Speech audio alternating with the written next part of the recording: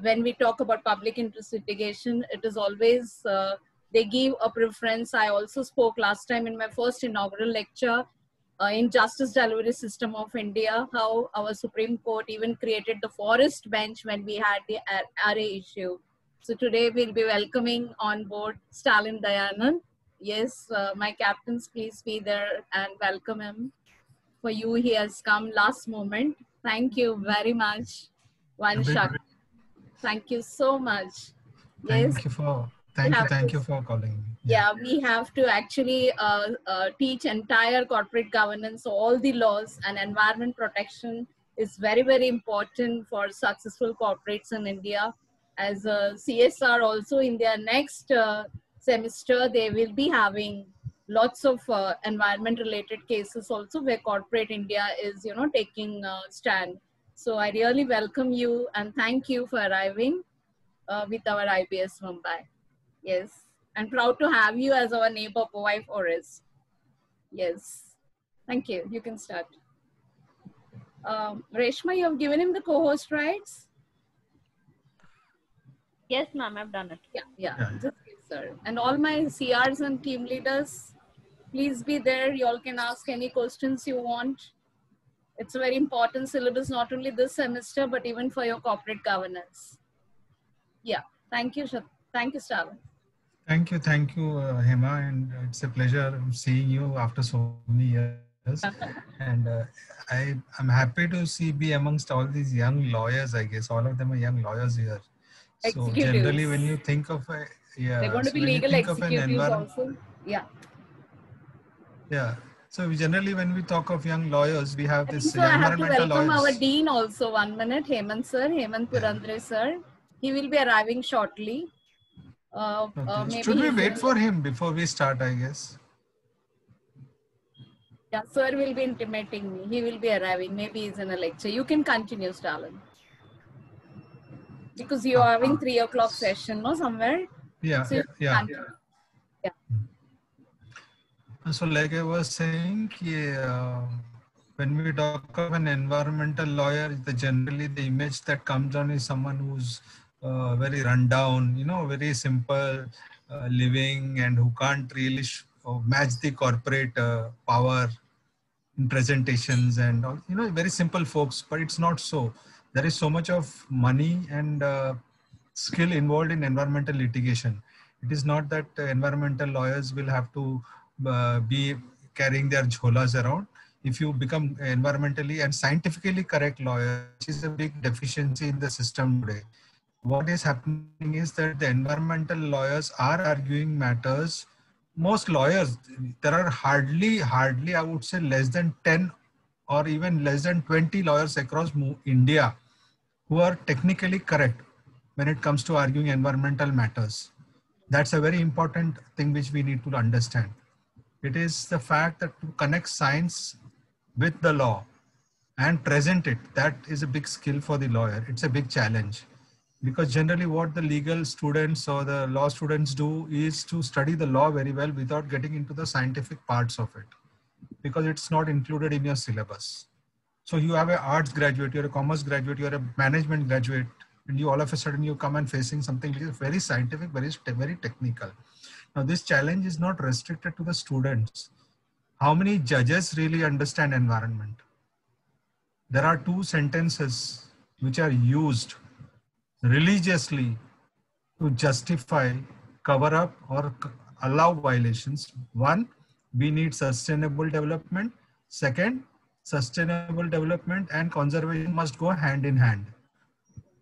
Ever since I remember in the last 20 years, I've heard this statement a million times and I've yet to see demonstration of these statements in reality. So we have a big lacuna here. This invitation has been in the last minute. I was told to speak about, I have so many issues to talk about. So I just briefly talk about Vanshakti's work, what we do. We in fact are the untouchables. It's like बोलता ना शिवाजी जन्मात आला पाहिजे पण आमच्या घरात नाही. Everyone wants someone to do that dirty work, and that's what we are doing. We take the flag from the developers lobby, from the judiciary also at times, from the government all the time. And we still continue our mission. Thanklessly, we continue. Because we believe that what we are doing is what the country needs today, and we are fulfilling our obligations under the constitution. Because that to us is most sacred and most supreme. Now, I'll just run you through a little bit of Anshakti's work. How much time do I have? May I ask the host? Anything till you're available, because today is our environment law lecture only.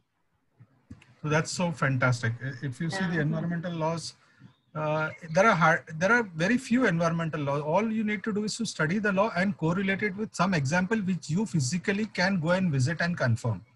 Then your heart, when you speak from your heart, you don't need your reference books. Your mind is your book. You know the law, you know to connect it, then you are a winner. Nobody can touch you. And the moment you start arguing as a lawyer on technical facts, I promise you the best of counsel start shivering. They are clueless how to counter the facts which you are throwing at them. Because they are strong on law, they are weak on science. So you need to go into the science of it. So what happens is when people like me, we file petitions, we have detailed interactions with our lawyers who are listening. They understand it and they go on those lines which we suggest. And of course, the legal techniques or the methods which need to be adopted, that they are the best judges to understand. Okay, it is said that a good lawyer knows the law. A successful lawyer knows the judge, because he knows what the judge's mind is going, how to take him, where to take that judge, him or her, which direction, which will be best for the cause. So it's a combination of skills, and just like any field in life, learning is a long process. But you people are blessed to be in a position where you can enforce what the mandate of the Constitution. So I'll just start a small presentation, and I'll be happy to take questions. I'll try and run it as fast as I can. So I'll just start this. One second. Is my screen visible? Let me know, please. Yes, sir. Yes, sir. Isn't it? Yeah.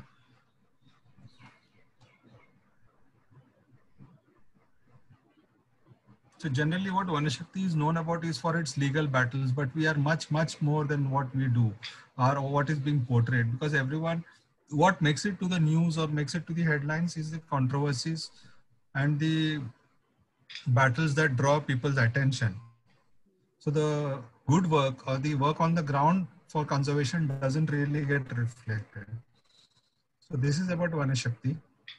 It was founded in 2006 by three people, Meenakshi Menon, Namita Ghosh, and Peter Menon. Peter Menon is no longer with us. So right now we have Meenakshi and Namita, very strong women who have their hearts in the right place and who gave us the platform to fight and to protect whatever biodiversity remains today. I have been with Vanashakti for almost a decade now, and I hope to continue here all my life. Our objectives is to basically build awareness among people, to make people awareness. When we talk about awareness, we generally look at a session where people are taught the facts and just leave it at that. It's not limited to the people. We have to spread awareness among the educational community, also the academics, the teachers, the bureaucrats, the government officials who work everywhere. We support conservation projects. We provide assistance in every possible form with our expertise, our intellectual resources. We promote conservation on the ground. We give environment education for urban schools, for rural schools. We work with forest communities to try and reduce their dependence on forests, because a forest is not a continuous resource for commercial exploitation. We will have to take minimum from the forest and let it survive, because with forest, if forests survive, life can survive here. So we try and empower people with the knowledge and the skills they need to fight for their own reason. Now, when we talk of conservation, we have to talk about the different aspects in it: wetlands, rivers, wildlife, forests, coasts. We restore degraded areas by physically intervening on the ground, doing plantations and improving the soil quality, improving the vegetation in that area, restoring the degraded areas. We have educational, like I told you, for schools and for urban schools and rural schools also. The best thing we do is to connect people with the local biodiversity first, Today, most of you are in cities. If I ask you to tell me the name of 15 birds, I am sure you won't be able to tell you offhand. Your count may stop at 6 or 7. But Mumbai alone has more than 70 or 80 types of birds. So how many of us know so many birds are there with us? We are the only city in the world which has 2 protected areas inside its city limits.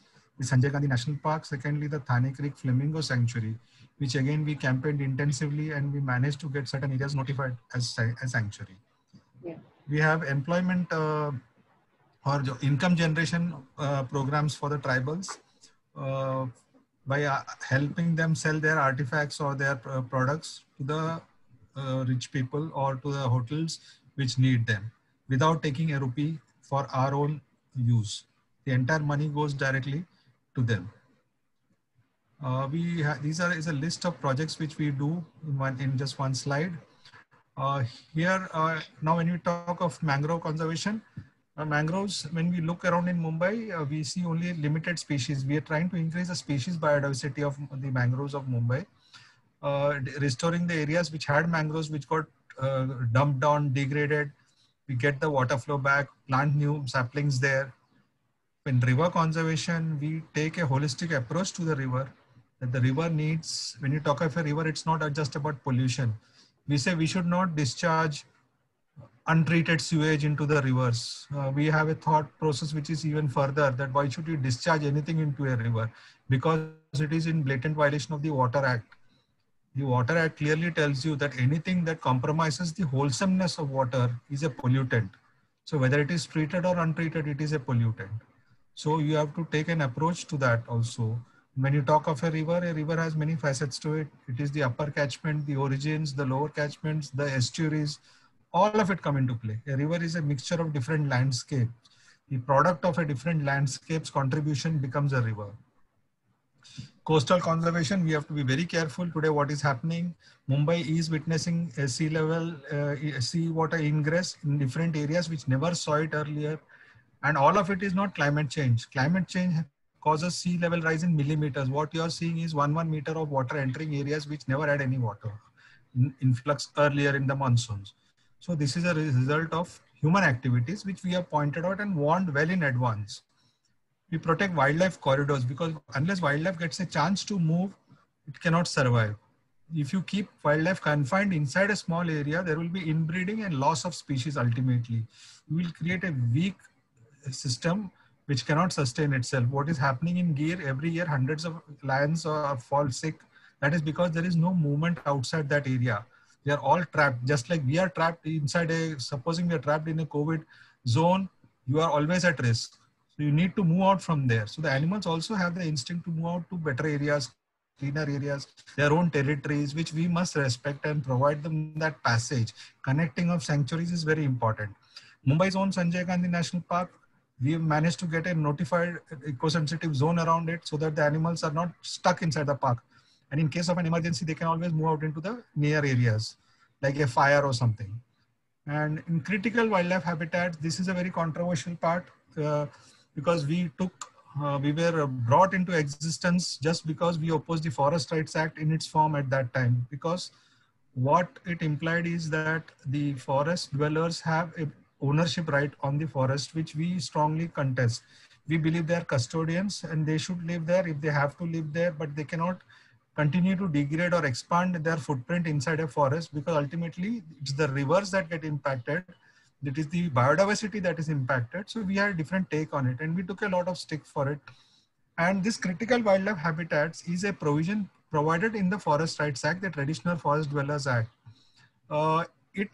It is meant to create zones inside protected areas where humans will not go and the animal is at peace to breed, to rest, to feed, or whatever it chooses to do without coming into your city or into your interacting with you. Now, since the Forest Rights Act was introduced somewhere around 2006, till today, 72 lakh hectares of land has been given away as tribal rights lands. And for critical wildlife habitats, not 1 acre. 72 lakh hectares versus 0. That is the lopsided argument which we are fighting. We are saying give some space to the animals. You do what you want, let it at least get a place. In your own house, you want a corner for yourself. You can't be sitting in the middle of all your people all the while. Yes. So we should have that respect for wildlife. That's what the battle was about. It continues. Save RA, again a historic battle for 7 years, holding out, throwing everything which was available in our hands as a counter to the lies and propaganda which was being spread against us. The uh, amount of hate, abuse, malicious programs which were aimed at us to defame us. We were called jihadis, missionaries. Every kind of allegation was put. In fact, newspapers carried front page headlines trying to defame us. We still stood our ground. We are happy because we believe that the truth doesn't need crutches. It is the lies that need crutches. The truth will always stand tall. It may take some time, but it will stand up finally. Then the awareness programs for teachers. That's one thing we are very keen on. We want to educate the educators because they are the ones who will be the messengers for the future. They will create those ambassadors for the environment as time goes. This is just a graphic slide which just shows you the different things which we do. It's a big canvas. There are a lot of hard work goes in. A lot of people are working behind the scenes. Unfortunately, only Vanshakti's cases get reported. We have managed to restore areas like Shivri, where entire areas were wiped out, where the flamingos feed. We have got the forest back there. We get ecotourism if promoted. Boat rides are happening in the Thane Creek Flamingo Sanctuary today. We have restored rare species which were gone extinct from the areas. So this is how it is done. We have to literally go into the muck. It's very slimy, but it's fun. And we do this every year and get small areas restored back. We are very concerned about the way Mumbai is handling its solid waste. Let me tell all the students of law today that Mumbai's municipal corporation is in gross violation of all the rules of municipal solid waste handling for the last 30 years. Even today, they are in violation. And unfortunately, this case from 2010 has been dragging on in the Bombay High Court. And we are just hoping someday one judge will have the desire to hear the full matter and dispose it of. Neither it is being disposed of. In fact, we have been restrained from going to the National Green Tribunal, which is an expert body. So that is the level of fight which we have to put up. We are hoping that someday it will happen. We are doing our best. We have also protected a wildlife corridor of 30 kilometers inside the Western Ghats for allowing the movement of tigers and elephants from Radhanagari Sanctuary to Anshi Dandeli in Karnataka border. We collect regularly, we remove garbage from the mangrove areas. And to stop this business of beach cleanups and mangrove cleanups, we have suggested that every municipal nala must have a net installed in it, which can be cleaned every alternate day by the corporation, which will prevent trash from going into marine areas. And that simple suggestion has not been accepted for the last 4 years. And the court case is still going on. The municipal corporation has not bothered to even file a reply to it. So that is the level of indifference which is exhibited by the guardians of the health of the city. We've managed to get wetlands declared as an identity today. Before 2013, the term wetlands was not seen in any government documents. We went to court, PIL 87 of 2013 demanded that the wetland rules be implemented and wetlands be identified and protected. There is a stay order, a blanket stay order from the Bombay High Court and also from the Supreme Court that no construction should be allowed on wetlands which are seen in the Atlas, National Wetland Atlas. So we have protected those areas. And in this 30 kilometer Western Ghats, which I was speaking about, there were about 32 mining leases which were supposed to come up, which would have completely desertified that entire area. But mercifully, we have managed to keep that area protected and the animals are still using it and the rivers are thriving there. So there's a complete ban in 2 talukas of Sawantwadi and Dodamarg especially because of the court cases which we have fought, and those trees are protected. There are lakhs of trees are protected. And now there is a proposal which is being finalized, which will show the getting to a demarcated corridor. So it is a protection for the animals to move around from one sanctuary to another. Now, there is another, the Ulhas River case. This is again a landmark case. For the first time in the history of this country, the government was forced to pay 100 crore rupees as a penalty for polluting a river. The government paid the penalty. They paid it. They accepted it, that they are polluting the river. They were sending sewage into the drinking water zone of the Ulhas River. We fought it from 2011 onwards, and we got a judgment in our favor. Giving lecture, right? Yeah. And we managed to get that river on the radar of the Supreme Court. The Honorable Supreme Court, just like Hemaji said in the beginning, is sitting in mandamus. It's continuous mandamus, monitoring this river and monitoring the forest. So these are two cases which the Supreme Court has taken it upon itself to see that the river will come back to its original state. And it has been a continuous struggle, and it's happening even today.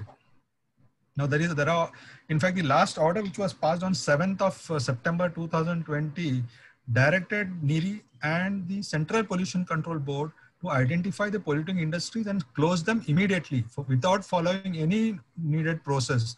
The process is that you have to issue a show cause notice, then that fellow will come and show you some excuse. Then you will say, okay, fine, continue. Then he again violates, then again he comes back, it goes on and on. Dombivli MIDC is a critically polluted area for 40 years. And in that area, even today, pollution continues unabated. We have been continuously doing it. Same for Ambarnath MIDC, additional Ambarnath MIDC, Badlapur MIDC. You won't believe it. These are industries which are turning over hundreds and hundreds of crores of rupees of business, and they are discharging all their waste onto the railway tracks. And we call this progress. We call this sustainable development. When we pollute your drinking water, you destroy environment. It is not sustainable development. So when the fine was imposed, the polluters immediately rushed to the High Court and got a stay order, which we challenged in the Supreme Court. And the Honorable Supreme Court was pleased to set aside the stay and made the companies, the corporations pay the fine. And the work for treating of sewage of 4 municipal corporations, Dombivli, Ulhasnagar, Kalyan and Badlapur, all have set up sewage treatment plants now. The work is almost over. The river will not get any more untreated sewage into it. And next step will be to make sure that nothing goes into it, but one step at a time. So this is how the samplings were done. This is how the pollution happens. You'll find big pools of effluents all over the place, discharge into stormwater areas. Then of course the Save RA battle, I told you it's a 7-year battle, and we know what happened. Finally, it's moved out of RA, and thanks to the MVA government for that. But it was a long fight. We did everything by running in the marathon, getting the tribals organized, getting urban people to come together. First, it was called as a English-speaking people's movement. On the fateful night of October 4th, 2019, when in the middle of the night, the government the MMRCL tried to cut down trees. The first people who barged into the site were the tribals who said, you will not touch our trees. So there was a point which was proven to the government. The students of Noida went to the Chief Justice's house and got the cutting stopped. So the Supreme Court issued a stay order that no trees can be cut. No trees can be cut in RA. That's one of the battles. So for communities, we've been helping them to understand the importance of the vegetation around them, because they seem to be a little unaware that banyan trees and fig trees are the ones which will hold the groundwater up, and you should never cut those trees. There is no price too huge to be paid to save a banyan tree or a fig tree, because that tree is an indicator that there is water for you to survive there. You go to Horniman Circle near Starbucks. I know many people must be going to Starbucks there. It was a favorite haunt for a lot of youngsters and executives, but just less than 30 meters from that place, there is a huge banyan tree, and there is a bore well which gives water throughout the year, 365 days. Tankers and tankers of water go from there. So it is an indicator. So we need to preserve them. We have students, tribal students who do street plays just to make people understand issues of the environment. So these are a lot of happen behind the scenes, away from the media highlights. We have managed to stop forest fires, because forest fires kill the saplings and destroy forests. They don't allow it to regrow. So we've been managing to stop them from setting fire to the forest. or even hunting, poaching, all these things. So how you can do it, you can always volunteer with us on the for plantations, for mangrove awareness walks, interpretation trails. Uh, a lot of happy people. Thousands of people have so far participated in the last 6-7 years, and we get constant requests. It's only in the pandemic that now the requests can't be entertained due to social distance. There are tribal who are making paper bags. These paper bags are given to the national parks to prevent people carrying plastic bags into it. These are given free, and we arrange for these bags to be made by women in the tribal areas. They get a livelihood, and these bags are useful to save the forests. And you see the nature interpretation classes happen outdoors. We don't teach children inside the classroom. We take them out, make them sit under the tree and observe what's happening around you. And then it connects faster. And we have our own syllabus, which we design based on the school and its surroundings, so that they connect far more easily. You can't tell a child in a mountainous area about the mangrove life forms. They can't understand it. So we have to bring them here, and vice versa. We take the students from the city to the hills to understand the vegetation and flora fauna there. So we've saved about 3,000 trees on a highway, especially when they wanted to, MMRDA wanted to expand a road. And they said the best way to expand the road is to remove 3,000 trees. Most of it were banyan trees from both sides, and that road will become wide. Well, there was barren land on both sides where they could have acquired and made a road. So when we proved it, then they withdrew from it after 2 years of fighting in the court. They said, no, we are not going at it. And those trees, even today, from Shirsat Fata on the Gujarat highway to Ambadi, you can find that that entire road is lined with banyan trees when you go to Vajreshwari, Ganeshpuri, the pilgrim towns. So we have done a fair bit of work. Finally, the trees are saved. So it gives you a lot of happiness when you see that. Now we also, like I said, we bring the children from the cities to the town, to the villages, and from the villages to the cities to understand plus and minuses of each. And we try and promote Warli art because it's a dying art. We get the artisans to come and teach the children how to do it. The city children also, some of them have learned it also. Especially in Arya also, there are a lot of tribals who do this Warli art, and we try to keep this art alive. And in urban issues, you'll find that, like I said, keeping the lakes clean, wetlands clean, that is one of our agendas, which we continuously do. The death of the rain trees, which we manage to stem. Trees on Mumbai side were dying and falling, and they continue because it is only because there is too much concrete on the base of the trees, and the trees don't have enough soil to anchor itself nor moisture to go into the soil. It is living in dead conditions. So it was a year-old, 1 year long research after we put out the findings, and now the area around the trees has been cleared in most places, but still it is too little, too late. But at least we know the problem now. So hopefully some trees in Mumbai will survive. Then there is the issue of brick kilns, which are polluting the air and increasing temperatures in the Wada Taluka.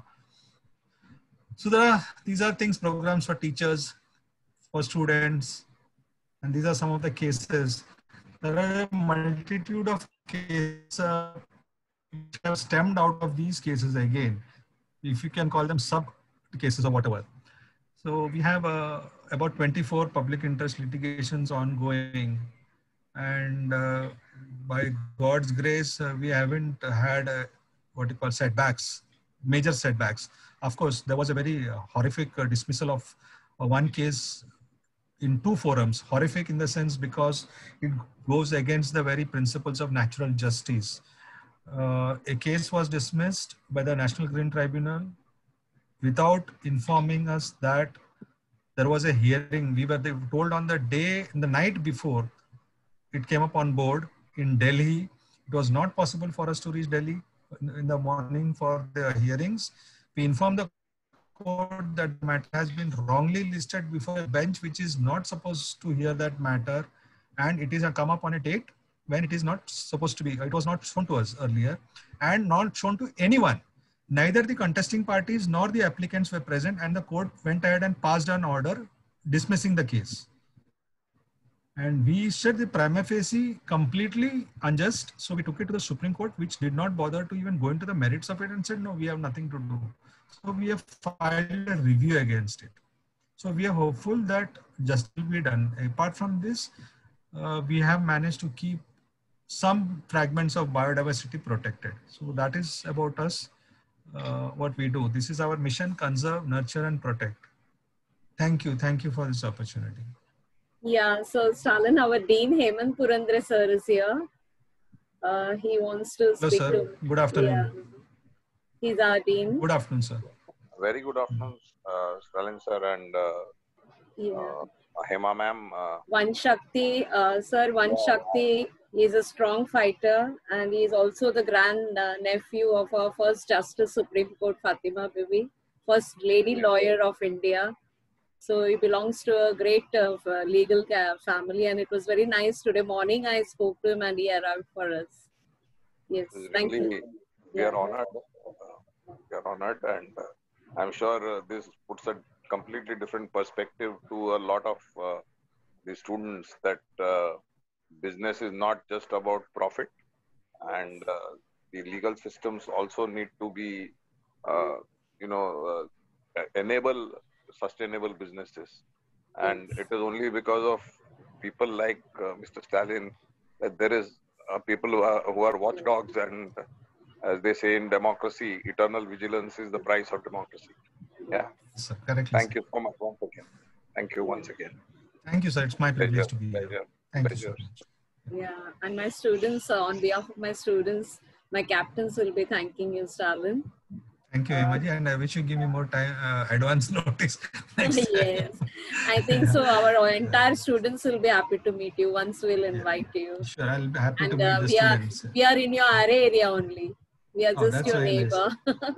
And our students enjoy the forest area, and thank you for all your hard work. In fact, Hema ma'am and Stalin sir, I would also like to take this opportunity. We will connect with you independently through our CSR and Parivartan, Yes. which is our club, which our Yes. students will do. So I will have our faculty colleagues also be in touch with you, because our students also do some amount of environmental work, some amount of helping the underprivileged and things like that. So that would also be a good learning for them. So we'll be in touch with you, sir. Thank you. Thank you so much. Sure. Thank you, sir. I look forward to meeting you. Thank you. Melina and Any Jatin? questions? I'll leave. Yeah, no, Melina and Jatin, my CRs will be thanking you, my captains of this ship. Yes, today is mostly my concluding lecture, which is having environment law also. We train them almost all the laws for corporate. No? So they'll be speaking to you right now. Good afternoon, sir. Good afternoon, sir. Sir, this is Jatin. And this is Melina, sir. We, from behalf of the section H, class. We would like to thank you for coming and meeting us and sharing the inputs and giving us a lot of information about what your work is and all about. As Hemant sir has also mentioned that we IBS also do some kind of social work, and we would really indeed look forward to work with you and save our environment for our future and for the future generations which will be coming. For a very short notice you have come. Thank you so much on behalf of the class. My pleasure. I can't say no to Hema.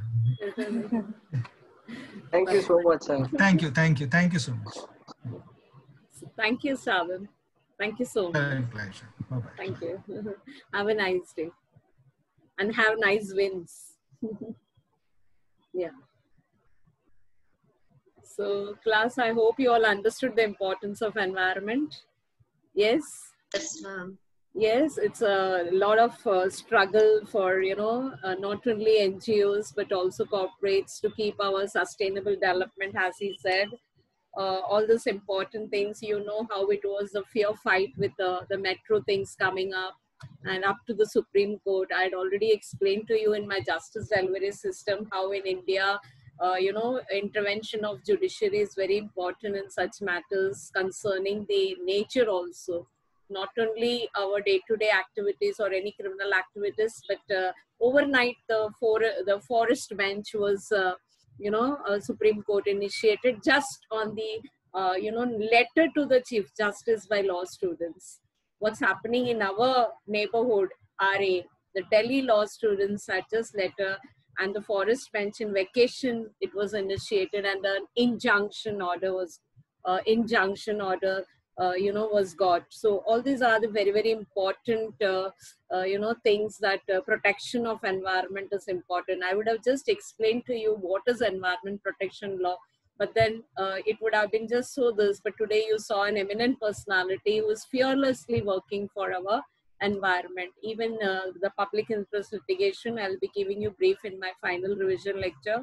Even the airports were not supposed to, come up in the where the mangroves were supposed to be destroyed, acreages, hectares of mangroves. So a very, very, very important provision of our Indian Constitution, that is just protection of human rights, are not only the important aspect but also protection of environment. So if the environment is there, we are there. So you see how he told about mangroves, forest resources.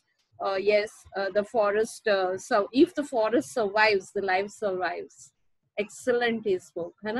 So these are the important provisions which we will be also doing today. The Wildlife Protection Act, the Air Pollution Act, the various public interest litigations are very important for your syllabus. It may appear as a case study for you. And these are the public interest litigation which we file. And these NGOs, they really hard work, and they see to it that public interest litigations are heard in the High Court. These are the appellate jurisdictions also.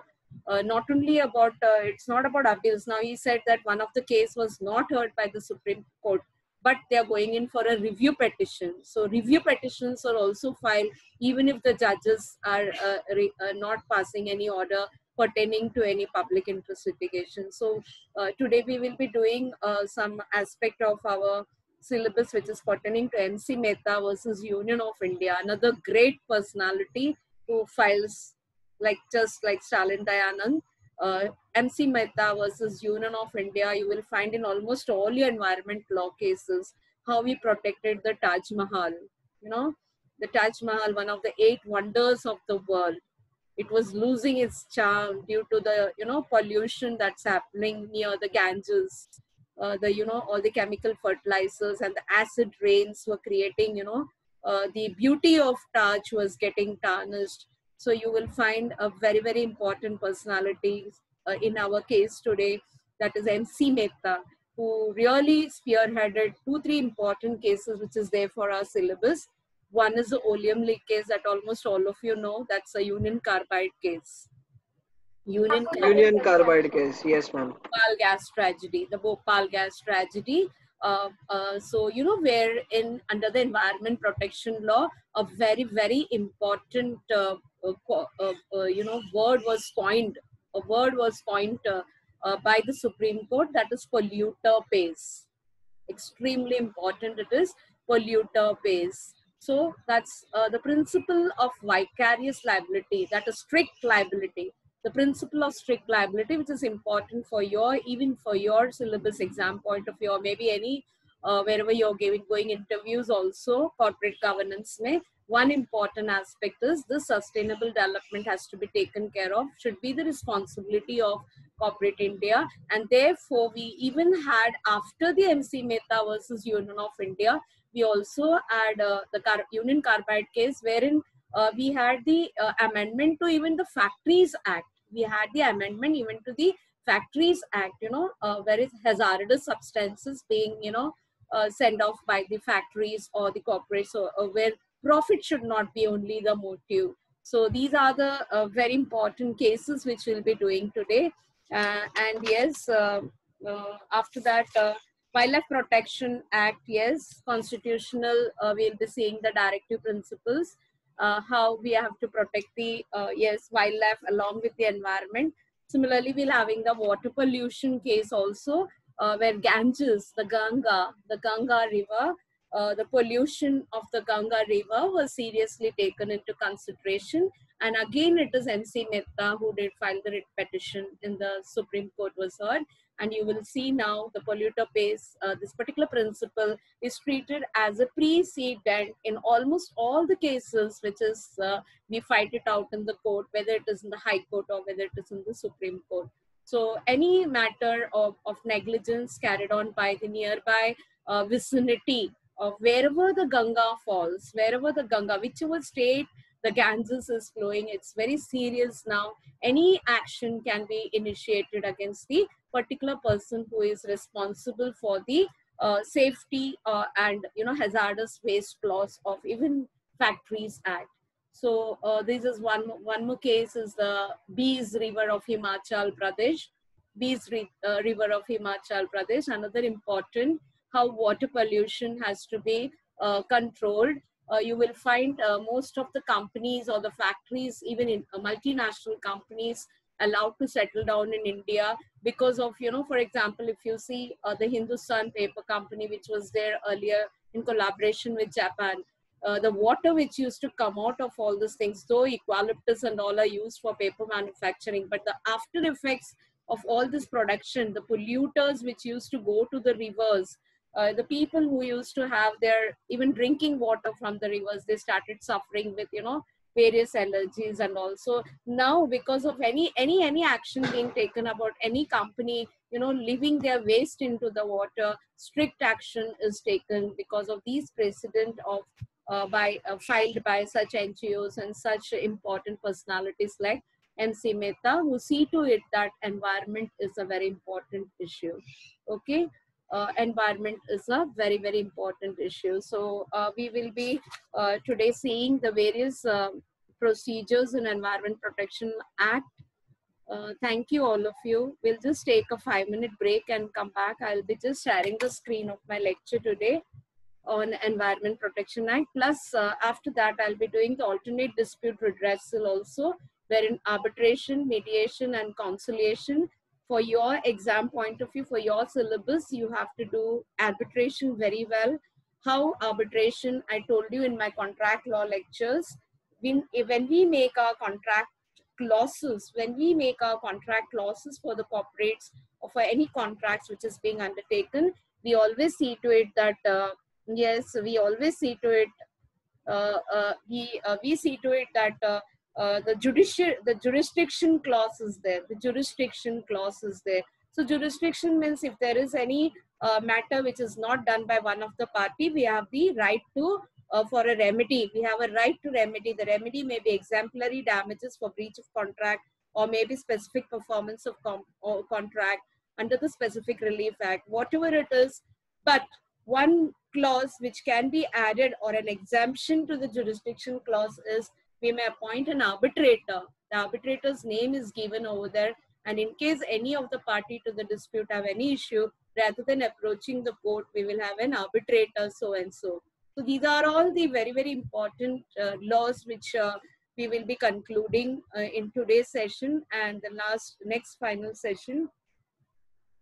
Intellectual property rights, I'll be doing some cases for you today about copyrights, patent, and copyrights, patent, and what is that we call it, patent, copyrights, industrial designs, geographical indications, and of course the copyrights, patents, trademark, very, very important. We'll be doing some 3 to 4 cases on all this intellectual property rights.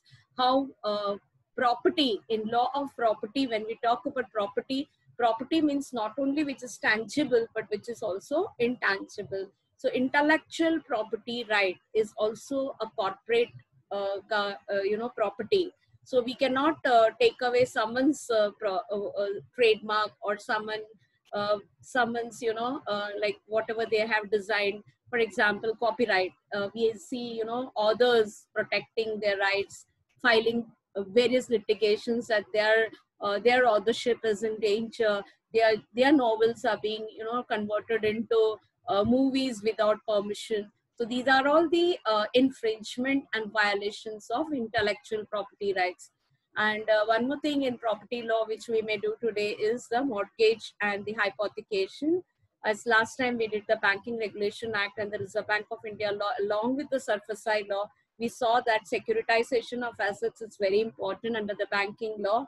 If a particular asset becomes non-performing, yeah, the attachment of that security is important. So even when vehicle loans are given by banks, it is, we see in the vehicle behind how it is written, this particular vehicle is hypothecated to Bank of India, or this particular truck is hypothecated to Punjab National Bank. So these are the things that, you know, people are the bankers, they are the secured creditors. The security is the property that is given to the bank against the loan that is given for that particular person who can earn a living using that particular vehicles, maybe tractors, maybe whatever it is. So hypothecation, mortgage, which we have to be doing today along with intellectual property rights. So just we'll be meeting after 5 minutes. I'll be getting ready the slides. Okay. Thank you so much for giving a good hearing to our Vanashakti director also. So when I show you the slides of environment law, you will understand why public interest litigation is very important and how we fight it out, like along with these people, various cases which is affecting the environment. People think it is, oh, environment protection law, but you saw even stars are getting jailed. Even stars are getting jailed for, you know, violating the Wildlife Protection Act. For us, we may think that it's just a deer who has lost its life. It's not a deer or it's not a black buck which is lost. It is the, you know, it's the actual killing our constitution. Our constitution, wherein constitution just protects our human rights. Similarly, it protects the environment rights also. So just give me 5 minutes time. I'll come up with the shares and we'll have a slides. We'll have a 5 minutes break today. 5 to 10 minutes break, right? 5 minutes break. Yes, ma'am, anything. Nalina, so we can continue with our sessions. And who are the speakers today? Banking Regulation Act. Banking Regulation Act. Somebody is going to speak on banking regulation. Yes, ma'am. Yes, ma'am. Insurance laws. Insurance law. So the insurance, I think so it's Surabhi, right? Hello? Is it Janisha, ma'am. Janisha, I'm sorry. So Janisha, can you start your slides? By the time I'll get ready mine. Okay? You're starting right now. Even SEBI, ma'am. Yeah, SEBI is very important for your exam. Insurance is also important. So till the time I'm getting after insurance, we'll present, ma'am. Okay, then who's starting right now? SEBI, can you start right now? SEBI, can you start? Ma'am, actually, one of my team member has a network issue, so we'll start after insurance is over, ma'am. No, but then I don't think so we'll have time then for today because we can do Banking Regulation Act. Okay, start the Banking Regulation then. By the time I'll get ready my slides of all the laws today which I have to finish. Yes, ma'am, I'm just sharing the slide, ma'am. Yeah, Jatin, please share the banking regulation. Yes, Nila, I'm doing the same. Yeah. So by the time I'll start mine also. Whichever I have to finish today, there are 3 laws which I have to finish. And Thursday is the final day for the entire class, whatever their project is, they need to get ready. Okay? Yeah. Come on. Okay, ma'am. Yeah. Thank you. You all can start banking regulation, no? Yeah, start the banking regulation.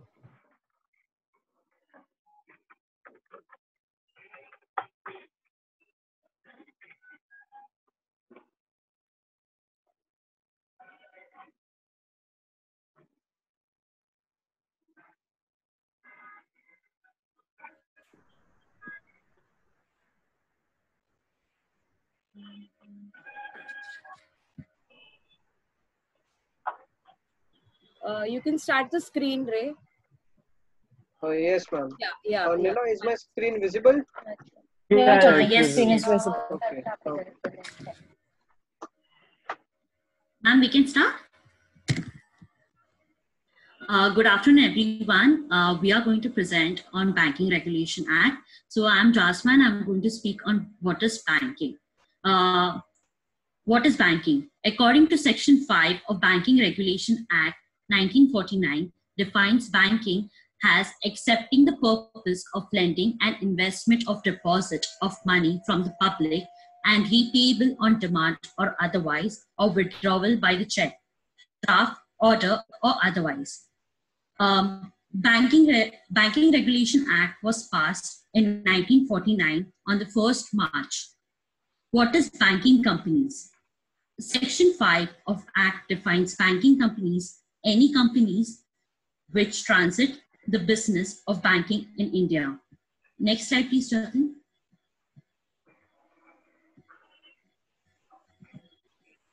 So what all comes in banking companies? According to the Section 6 of Banking Companies Regulation Act 1949, a banking companies may deal in the following form of business. The first one is borrowing and lending of money, which includes drawing, making, accepting, endorsing, buying and selling of bill exchange, promissory note, debentures, and other like securities. The second one is contracting for public and private loans, negotiating and issuing the same. The third one is acting as an agent for the government, local authority, or any other person. The fourth one is undertaking and executing of the trust. The fifth one is acquisition, construction, maintenance, and alteration of any business works, the acquisition, construction, maintenance, and alteration of any building. Working necessary of convenient purpose for the company, carrying on the transaction for every guarantee and intimate person. Business which cannot be entered. First is the trading activity, second is immovable property, and third is managing agent, which will be explained in the further slide by the member. Now, licensing of a banking companies. According to Section 22 of Banking Regulation Act, the second one, the company shall not act interest of the depositors. The third, the company has an adequate capital structure or earning the prospect. The fourth, public interest should be served by the company. And the fifth, to follow other conditions of the bank must take a prior permission of the RBI. Next slide, please. Cancelling of license. The RBI can cancel the license in the following condition. First, if the company ceases to carry out banking business in India, or the second, if the company at any time fails to comply with any condition imposed under the section, and the third, if any of the time of the condition referred to subsection 3 and subsection 3A is not fulfilled. Yeah. Next So slide will be presented. Yes, yeah, please. yeah. So Jasma and her team is presenting on the importance of Banking Regulation Act. Last time we had done about the Reserve Bank of India Act, how the RBI is having the preamble as, you know, the very important function of cash, currency management, credit control, currency management, credit control, foreign exchange regulations, of course, maintaining the stability of Indian economy, and also the supervision of banks. So if anything goes wrong under the supervision, we told about the Department of Banking Operations, wherein the Reserve Bank of India sends its inspectors. For example, if Jasma belongs to RBI, like me, how I was there, we always do the credit monitoring of the banks.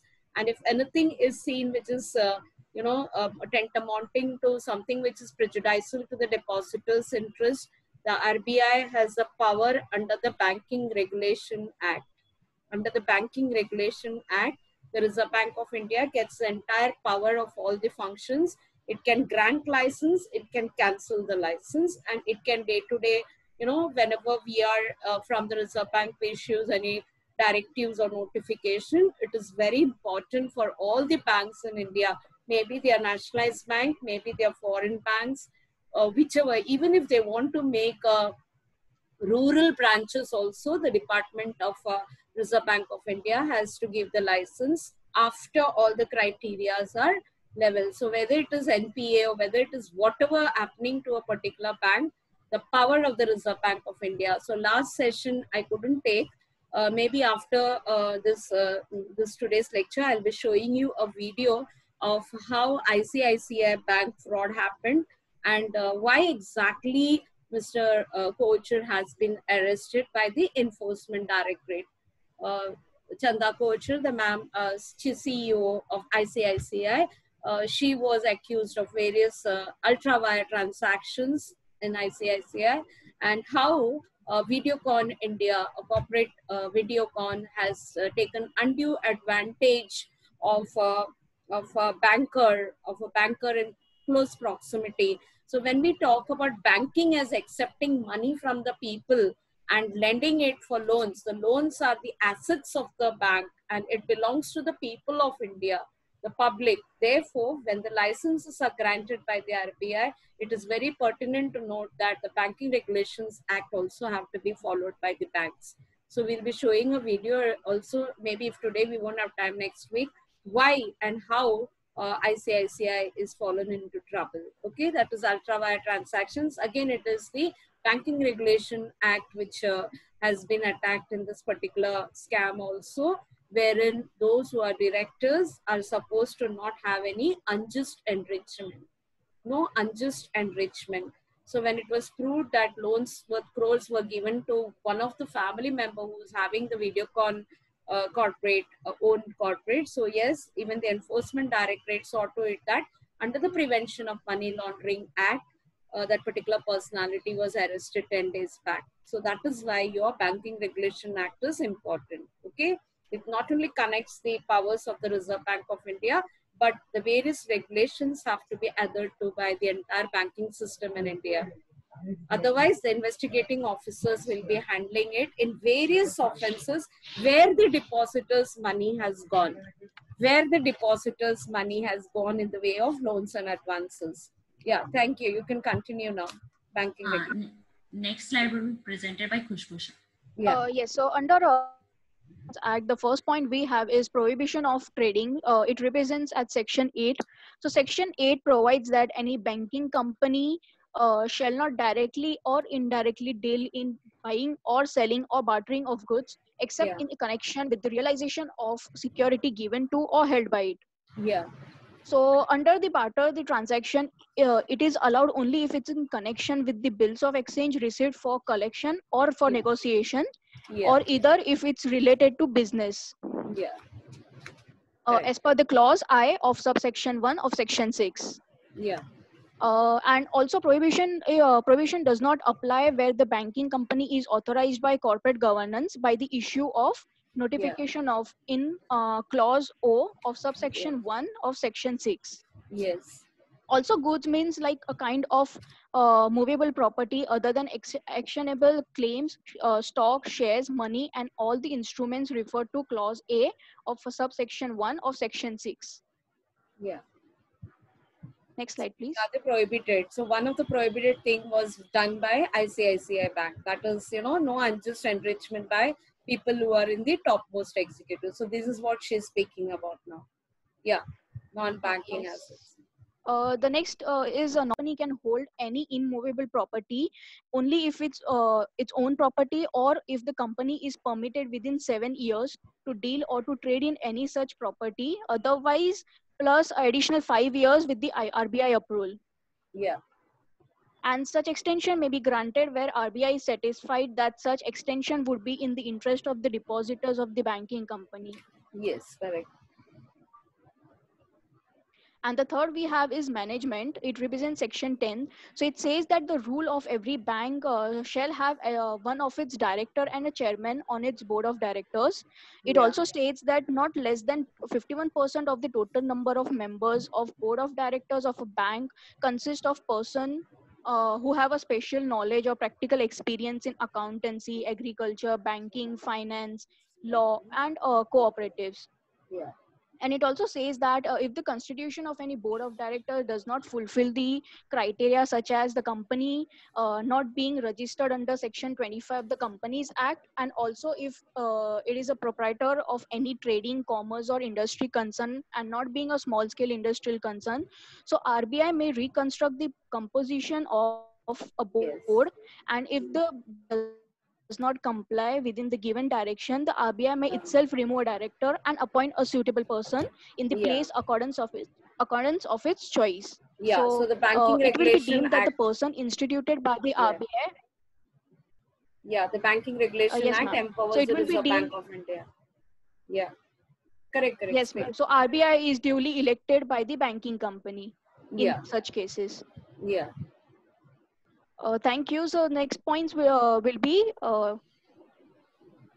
Joyce will be telling us the next points. Yeah, so you all be knowing the CRR and the SLR, a very important topic for all the finance students or maybe marketing students trying to enter the banks. Yeah, these are the CRR, the capital, the CRR and the SLR. The very, very important topic. Bank rate, CRR, SLR, OMOS.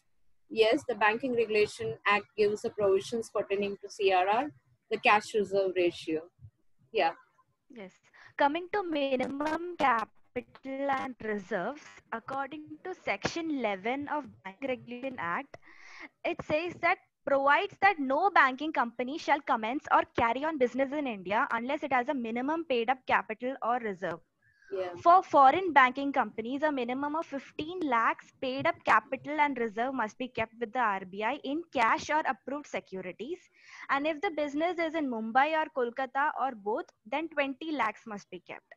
Yeah. Also, after the expiry of each calendar year, an amount equal to 20% of its profit for the year in respect to its Indian business must be kept.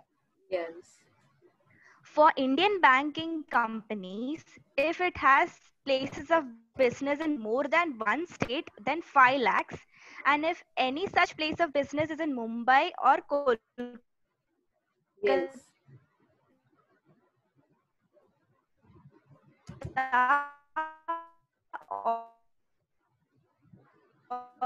She's not audible, or I cannot hear. Both, then 10 lakhs. Joyce, you can switch off your video. If it has its You can place get in a one brand. state. Yeah. Am I audible? Yeah, yeah. Yeah. Hello? Yeah. Okay. So I'll repeat the last point. If it has all its places of business in one state, then 1 lakh in respect of its principal place plus 10 lakhs in each of its other place of business in same district plus 25 for each place of business elsewhere in the state. Yeah. Next slide. Payment of commission brokerages. Yeah. Capital structure. According to Section 12 of banking, a banking company cannot carry on business in India unless it's satisfying the following conditions. Yeah. First, it is subscribed capital is not less than half of its authorized capital. Yeah. And its paid up capital is not less than half of its subscribed capital. Yeah. Second, its capital consists of ordinary shares only or ordinary or equity shares issued prior to 1st April 1944. Yeah. This restriction does not apply to a banking company incorporated before 15th January 1937. Yeah. Third, voting right of any shareholder shall not exceed 5% of the total voting right of all the shareholders of the company. Yeah. Next is commission and brokerage. So according to Section 13, a banking company is not permitted to pay directly or indirectly by the way of commission, brokerage, discount or remuneration on issues of its shares in excess of 2% of the paid up values of any such shares. Yeah. Next slide. Payment of dividend. According to Section 15, no banking company shall pay any dividend on its shares unless all its capital expense have been completely written off. Yeah. But a banking company need not write off depreciation in the value of its investments in approved securities in any case where such depreciation has not actually been capitalized or otherwise accounted for a loss. Yes. Or write So off these are depreciation. Yeah, these are the important provisions pertaining to Banking Regulation Act, right? Yeah. Yes. Payment of dividend. Who's the next speaker in your team? I'm Kavish. Yeah, Kavish. Start your topic. Jatin, can you please change the slide? Reserve fund. Our next Very, topic very is reserve and Reserve funds and statutory. For your interviews ma'am? is very important. For your interviews is very important. Yeah. Reserve funds and statutory funds. If we go through the definition, it says that bank reserve the minimum cash amount. Please mark that word, minimum cash amount, that we must kept in the central bank, which is also known as RBI. We can't lend the money if we are a bank without keeping that minimum cash amount. In layman language, we can understand that if we are a bank and if we brought a money with the condition of repo rate through RBI, we have to kept some portion of that total amount which we bought from the RBI. For example, if we bought a 1 crore rupees from RBI, we have to kept 10% of that total amount in CRR, which is cash reserve ratio in RBI, and bank will give an interest at the rate of 3%. After that, we move to SLR, which is known as statutory liquid ratio, which means when bank have a surplus amount, like when bank earn the profit with the help of, with the providing the lending the amount of loans in terms of any asset which they purchase, then bank have to invest in government securities, and RBI will give interest on that securities at the rate of 18%, 18.6%. Jatin, can you shift the next slide? And second is also cash reserve. It says the same thing which I already explained in previous slide, CRR and SLR. Next point is liquidity norms. Liquidity regulations are the financial regulations which designed to ensure the financial institutions like banks have a necessary asset in our hands to prevent the liquidity dispersion due to change the market condition. Like now, due to pandemic situation, there are many customers who are maybe they are getting NPA, but due to their liquidity norms, banks try to not getting NPA. They are recovered day by day. They are reducing their repo rates and reverse repo rates. These are known as liquidity norms. Justin, can you shift the next slide? Yeah, so this topic is actually next is loan and advances. Yeah, this topic is when people are asked a question. If people are asked a question in an interview, how does the Reserve Bank of India manage the credit control system? So this is both qualitative credit control and quantitative credit control. We spoke about CRR, SLR, almost these are bank rates, almost all these are the qualitative credit control, and the other one, so moral suasion, which we done in the RBI law. When I took it, these are the qualitative credit control. So CRR, SLR, bank rate, OMOs, repos, repurchase options, all these are very important topics which comes under the Banking Regulation Act. Yeah. Accounts and audits are very important of the banks. Yeah. Loans and advance. In terms of Banking Regulation Act 1949, RBI provides that the bank cannot exceed the 40% of their total amount. If they have, if for example, if they have a 1 crore rupees. There is entire banking regulation team on the screen. I want, please. I'm putting your marks. I want all the people on the screen. How can I put 25 marks for you all? I need to put 25 marks. Yeah. If they have 100 crore rupees, so they can't shall exceed the 40% of the bank owned fund at the end of previous year. And in accounts and audit, at the end of every financial year, the auditor will come and they will collect all bank statement reconciliation, that if any banker do any such type of frauds, like in case of Nirav Modi, beyond the limit, if they grant the loan, so we can easily identify and take a specific and correct action against them. Yeah, correct. How many were there in the team? Banking regulation, how many in the team? How many are left now? How many are left? 4 people are left. Okay, okay. Speak fast. After that, I need to start my today's lecture. Yeah. Sahara India, very, very important. So I'll be talking about the Sahara India. Very important for your case. syllabus, it is a class. It's very important for your syllabus. SEBI versus Sahara. SEBI versus Sahara is an important syllabus for your exam. Yeah. So on 30th September 2009, Sahara Prime City filed DRHP, that is draft red herring prospectus, with SEBI for their IPO.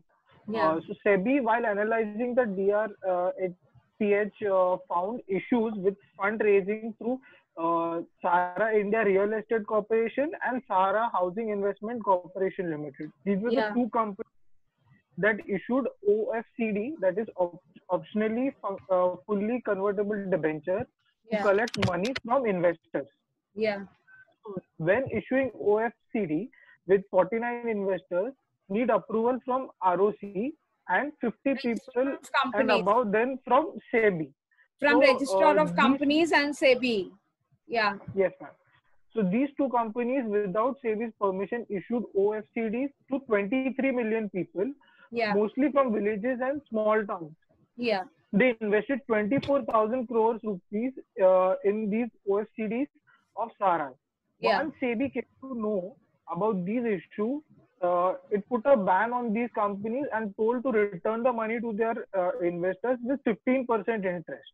Correct, yeah. But Sahara didn't agree with these charges and hence applied to Allahabad High Court. However, they didn't win this case. Later on, then they approached SAT, that is Securities Appellate Tribunal, but again lost the case. Finally, Sahara approached the Supreme Court. Yeah. Sahara's view regarding this entire scenario was those two companies were unlisted, meaning their shares are not listed on any stock exchange of India. Therefore, their conduct is outside the jurisdiction of SEBI. Yeah. Because SEBI is a regulator of listed firms in India only. Yeah. So your friend over here, is attacking two questions for your exam. He's attacking two questions for your exam. One is the power of SEBI, and second is the SEBI versus Subrato Roy. Yeah, we're lifting the corporate wheel. Again, your pre-midterm syllabus, company law and contract law, you all have to study. Company law and contract law, you'll have to study. And under company law, lifting the corporate wheel is important. The advantages of being a company is independent legal status, perpetual succession, limited liability, you all know. But the disadvantage of being a company is the court lifts the corporate veil.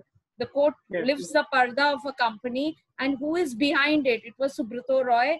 So naturally, the Supreme Court gave the orders for arresting Subrato Roy.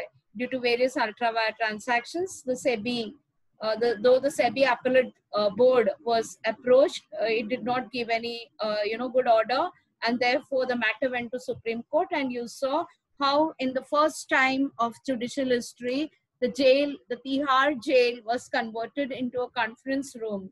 First time when Subrato Roy requested that he will be, selling off his assets in London, his 7-star in London, and he will get back the Indian people's money.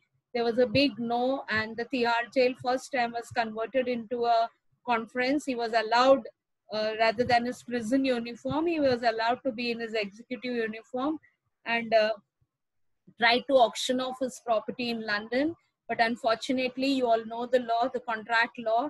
When someone is declared a willful defaulter, there's no one who is going to enter into a contract with him. I told you MUD, mud, under contract law, minus contract is void, unsound mind is point, and declared an insolvent is void. So in this case, Subrato Roy, the banks in India had declared him as a willful defaulter.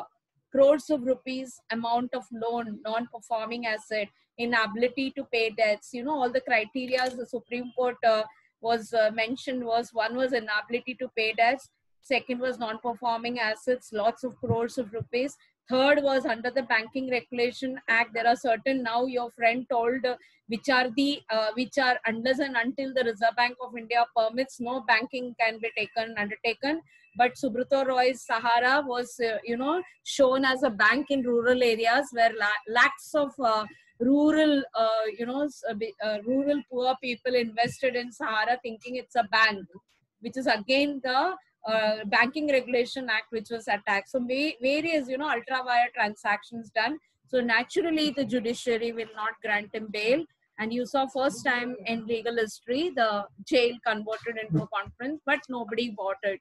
So he wasn't granted bail, and he is the first person you saw that under the various laws, foreign exchange, whatever, prevention of money laundering, everything he was attacked. That was the case of SEBI versus Sahara. Sahara kyun besahara ho gaye, okay? So that's very, very important for all of you when you're appearing for any corporate interview, maybe finance, maybe marketing. You need to know that nothing should be done which is prejudicial and affecting public interest, because under the company law, we're having a chapter on investigation. If any of the departments come to know any violation of any law, compliances we call it compliances, no compliances and no law being taken care of, then this matter goes to the winding up of a company, compulsory winding up of a company. Yeah, come on, speak next one. Yeah, so I'll go and move on to the next case study that we have. Jatin, can we go to next slide? Next slide.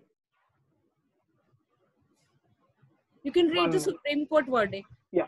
So we'll cover the Kingfisher case study. Actually, ma'am, Jaideep was supposed to. Yeah, no so problem. No issue. You can continue. Present, but he's not present today. Continue. I'll continue. Yeah. So in 2005, Vijay Mallya, chairman of United Breweries Limited, started luxury airline called Kingfisher Airlines. And in 2007, Vijay Mallya acquired Air Deccan, which was a low-cost airline. This is again the takeover law of SEBI. This is again the takeover laws of SEBI, which was violated by the big fish taking over the small fish. Okay. Yes, so that was an international airlines with an expectations that they it was a Indian this Kingfisher didn't have the license for international carriers, so it as a person acting in concert, it targeted the Air Deccan, and violations of SEBI rules took place, and how a big fish took over a small fish. So hostile takeover, and without the methods being followed by SEBI, wherein if it's an hostile takeover, there's an opportunity for the existing shareholders to exit that particular company, but this wasn't allowed, and therefore he will be talking to you about the Kingfisher Airlines acquisition. Yeah. Then in 2009, the consolidated debt for airlines accumulated to massive 5,665 crores. That increased to 7,000 crores. IDBI Bank issued a loan of rupees 900 crores to the airline. And Kingfisher's board approves a resolution to raise another 100 million by various instruments, including Global Depository Receipt. This was in addition to raise capital for an amount not exceeding rupees 500 crores by a rights issue of equity share. Then Kingfisher reported a net loss of 418 crores during the second quarter of 2009 fiscal year. Its income from operations also declined from 13% in the quarter. Next slide, please. So in 2010, banks gave the airline an ultimatum of 9 months to pay back the entire loan amount that now stands at 1.3 billion. So Kingfisher Airline boards approved a debt recast package. In this, the airline's debt now stands rupees 6,000 crores. In 2007, Mumbai International Airport Private Limited sends a notice to Castrap Airline to pay 90 crores outstanding dues. So these are the clause which is talking about is inability to pay debts. In short, in any of your exam or in your interview comes, it is inability to pay debts, which is a criteria for even Sahara becoming Besahara and Kingfisher, the king of all times, becoming the pauper of all times. Okay, and various agencies, like one of you may appear for the All India exams and become an enforcement directorate officer.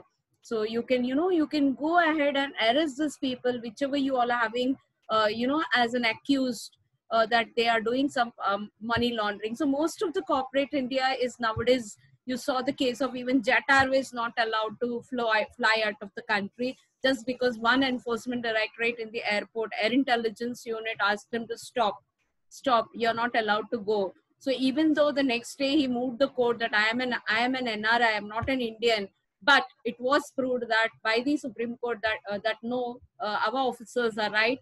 They are having some, doubts that various violations of various acts in India is, yes, of course, you saw later on. Now, Jet Airways is in a severe crisis and it is filed under the bankruptcy law. Though you are having in the syllabus the bankruptcy law, you can omit it for the exam, but give a reading for your interviews, because bankruptcy law is one criteria where the courts interfere and try to save a company, a corporate, try to save a corporate, wherein the court plus the corporate Jet Airways plus those who are ready to help him out come out of the crisis. There's an out-of-court settlement, and they see to it that the company, rather than court procedures, the bankruptcy court prevails. Yeah. Next one. Next one. Who is the next speaker in this group? Who is the next speaker in this group?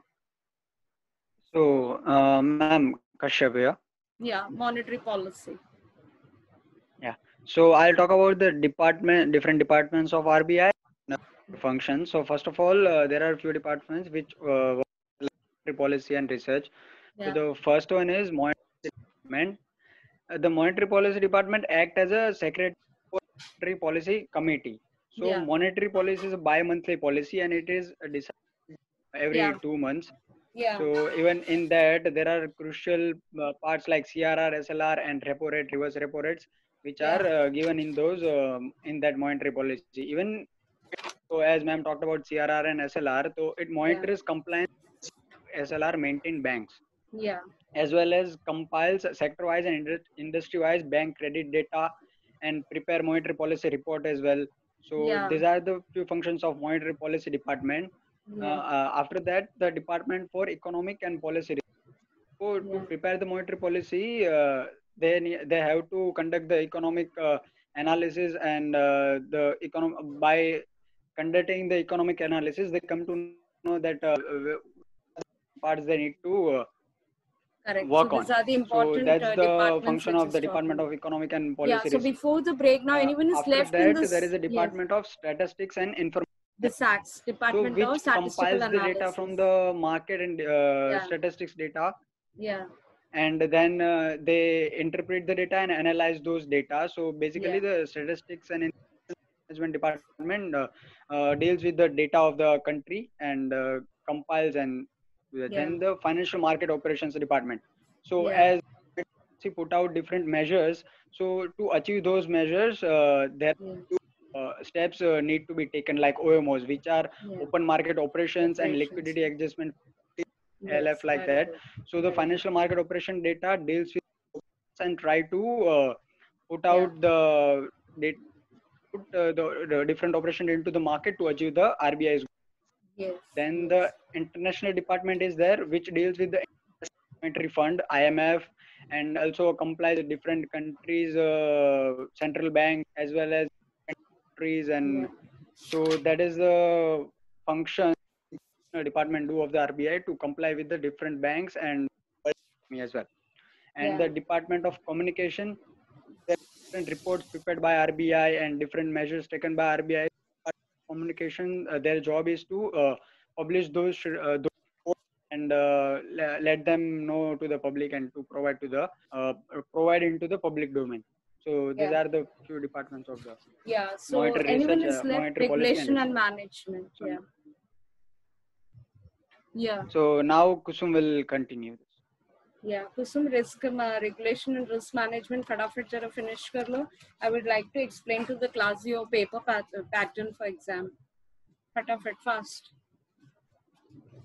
Regulation and risk management.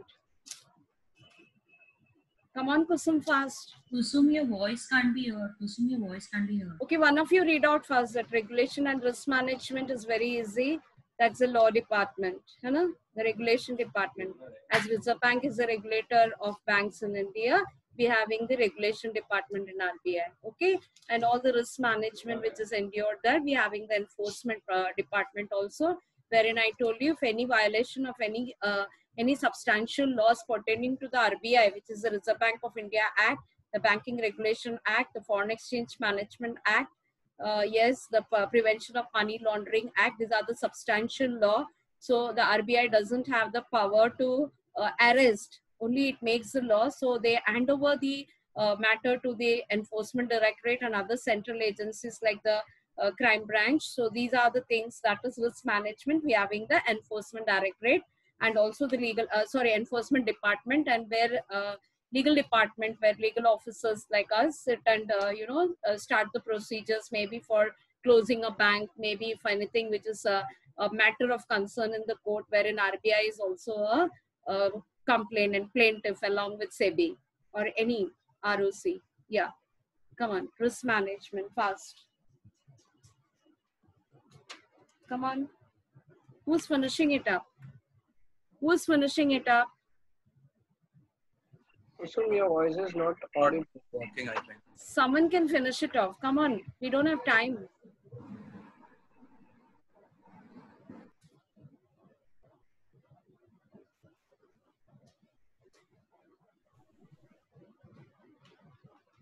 I can't hear. Nobody can hear. One of you finish it off. Yeah.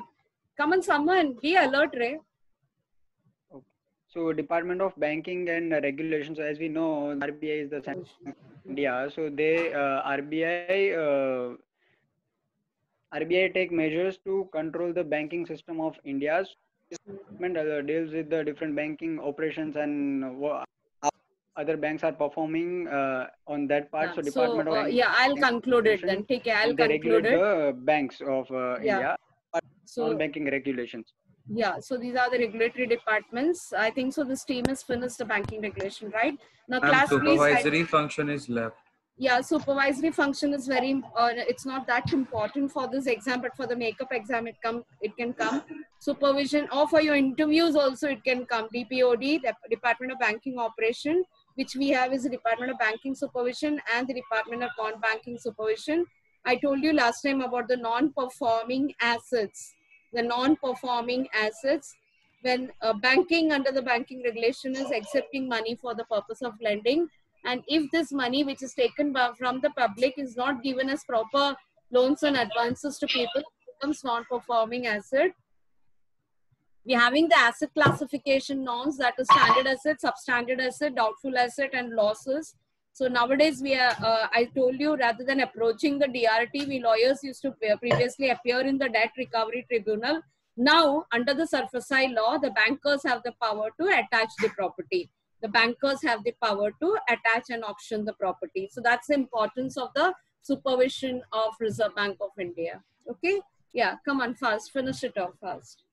Okay. The Banking Regulation Act 1949 empowers the RBI to inspect and supervise commercial banks. Yeah.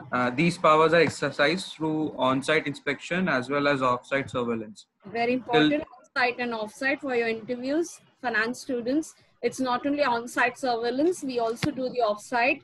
On-site means we as inspectors from the Department of Banking Operations go to each and every bank and we supervise the aspects of CAMELs, that is for your group discussions, especially the finance students.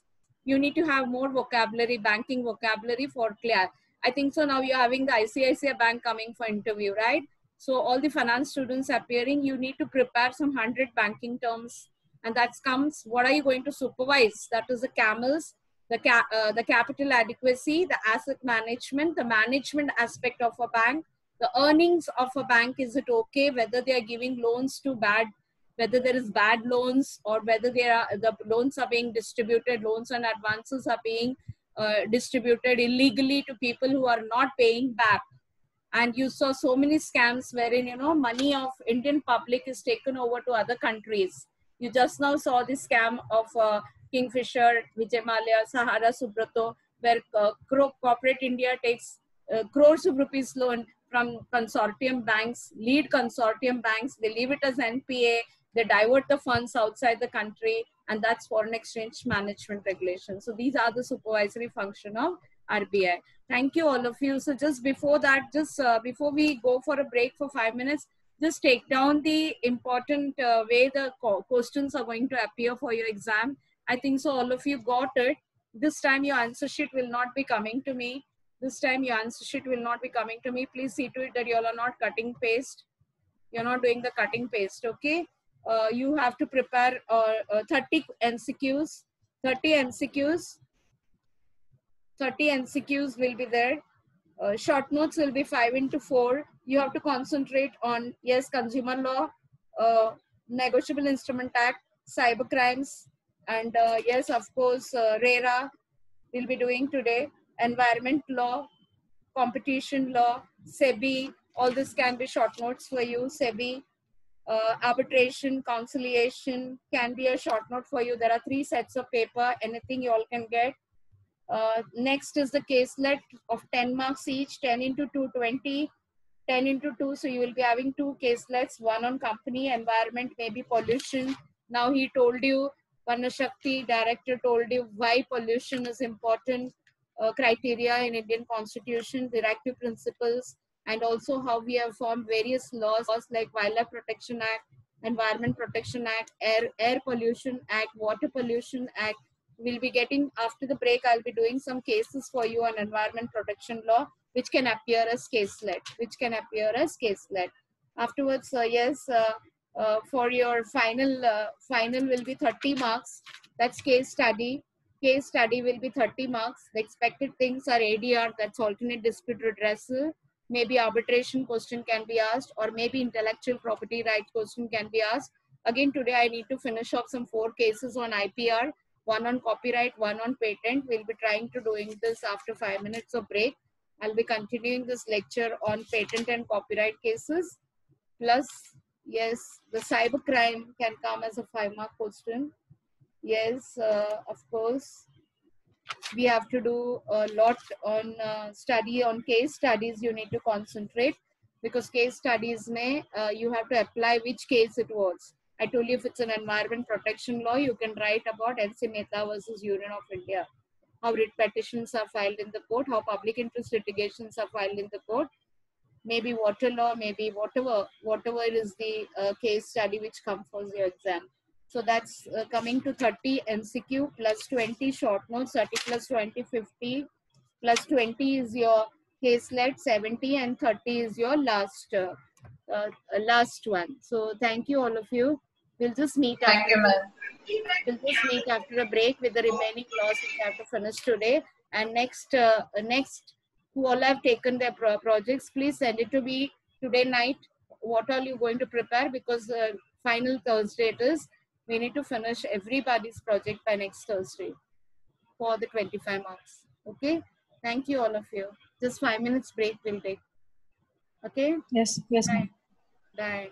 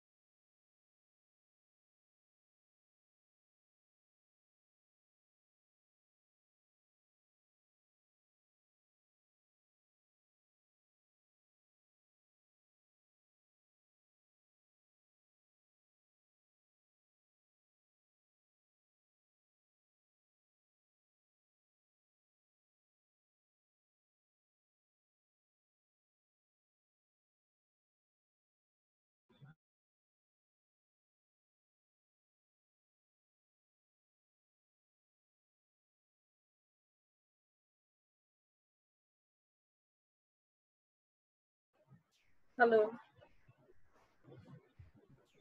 Hello. Hello, ma'am. Yes, ma'am. Ma'am, can we